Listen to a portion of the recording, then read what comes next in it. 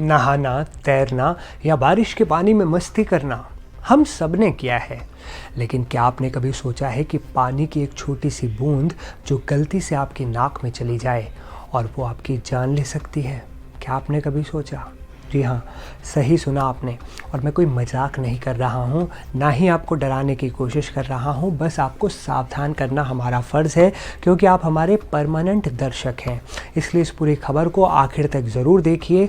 नमस्ते, मैं हूँ असीम और आप देख रहे हैं एनडीटीवी इंडिया।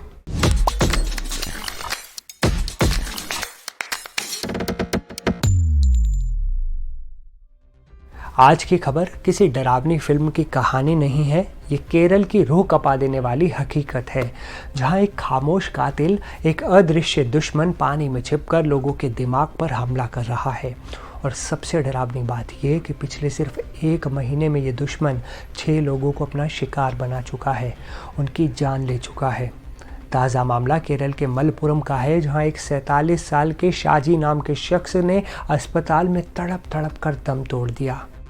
डॉक्टर उन्हें बचाने की हर कोशिश करते रहे, लेकिन दवाएं बेअसर थीं, क्योंकि दुश्मन उनके शरीर में नहीं था बल्कि उनके दिमाग में घुसकर उसे अंदर ही अंदर खा रहा था।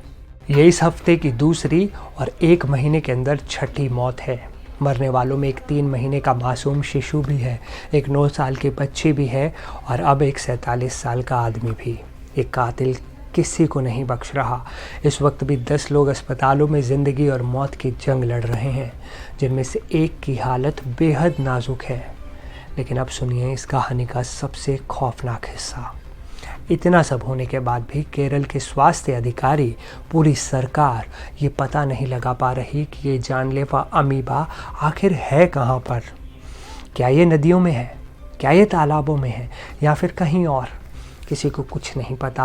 और यही बात इस खतरे को 1000 गुना ज़्यादा बड़ा बना देती है। जब आपको पता ही नहीं है कि दुश्मन कहाँ छुपा है, तो आप लड़ेंगे किससे और कैसे बचेंगे?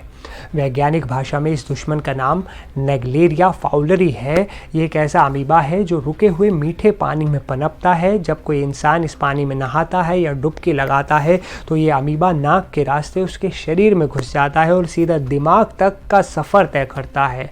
वहाँ पहुँचकर ये दिमाग के टिश्यू को खाना शुरू कर देता है, जिससे दिमाग में भयानक सूजन होती है और इंसान की मौत हो जाती है। ये एक इंसान से दूसरे इंसान में तो नहीं फैलता और ना ही ये पानी पीने से होता है। इसका एकमात्र रास्ता है नाक। कुछ एक्सपर्ट्स का तो ये भी मानना है कि क्लाइमेट चेंज की वजह से जब पानी गर्म हो रहा होता है, तो ये अमीबा और ज़्यादा तेज़ी से पनपता है। केरल में स्वास्थ्य विभाग हाई अलर्ट पर है। लोगों को किसी भी तरह के रुके हुए पानी में, चाहे वो तालाब हो या स्विमिंग पूल, जाने से मना किया जा रहा है। लेकिन असली चिंता ये है कि जिस दुश्मन का ठिकाना मालूम ही ना हो, उससे आखिर कब तक और कैसे बचा जा सकेगा? क्या ये खतरा सिर्फ केरल तक ही सीमित रहेगा, या ये अदृश्य कातिल देश के दूसरे हिस्सों में भी दस्तक दे सकता है? ये सवाल हम सबके मन में डर पैदा कर रहा है। सावधान रहें, सुरक्षित रहें और इस जानकारी को ज़्यादा से ज़्यादा लोगों तक पहुंचाएं। क्या पता आपका एक शेयर किसी की जान बचा दे।